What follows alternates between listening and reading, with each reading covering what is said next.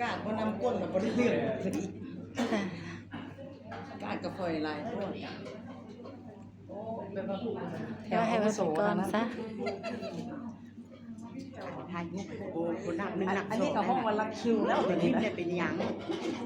ก็ได้พาคนมาหลัด ปวดขาเข่าเลยขนาดอันนี้เส้น ให้เพิ่นไปก่อนซะเอาเราเข้าไป ไป ก็ได้ มีพาสปอร์ตแล้วพวกเจ้าเนี่ยเลยเรื่อง คิวมาได้คิวมาแล้วได้ หลายพวกมีพาสปอร์ตแล้วนี่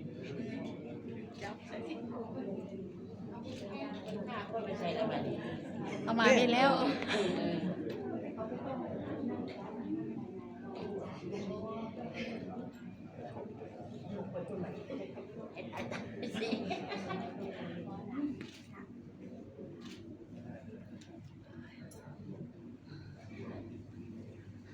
กระจอก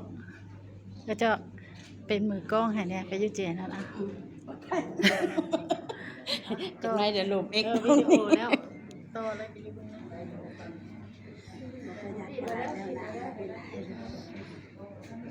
วันนี้ขอบคุณญาติโยม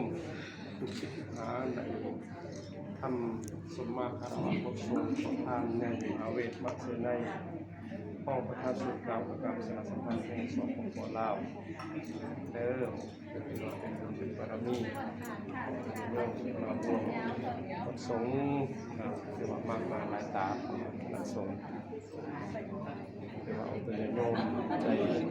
ทำพิธีพบสงฆ์ขอทานในเนื่องในวาระที่ปีใหม่แล้วผ่านมายังใหม่ๆยังอุ่นๆอยู่ว่าเฮาได้พบสงฆ์ได้ทำพิธีพบสงฆ์พ่อแม่ครูบาอาจารย์ ได้กันแล้ว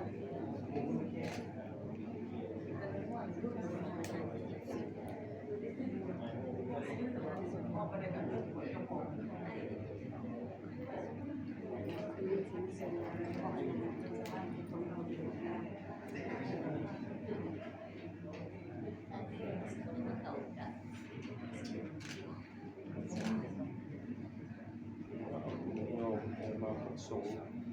ที่วัดศรีสะเกษได้บวชพระสมณสามเณรที่ได้เรียนบาลีสอบพอดีใจพอยกมือที่สอง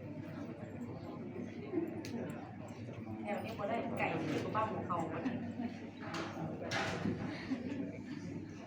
ไอ้ข้าวมันมีไก่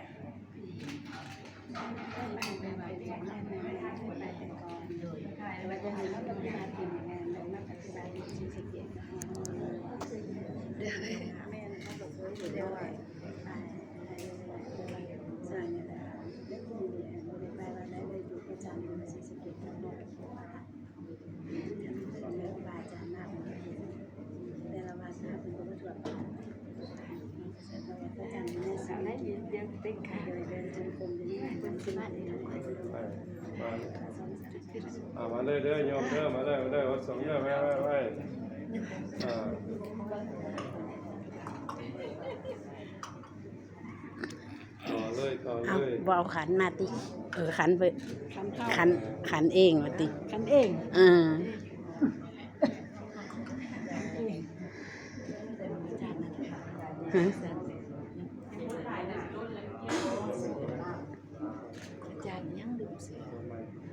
อาหน่อยเด้อหน่อยเด้อ ลืมคือกัน อาจารย์เอาในไรเนี่ยเพิ่นสิมาหด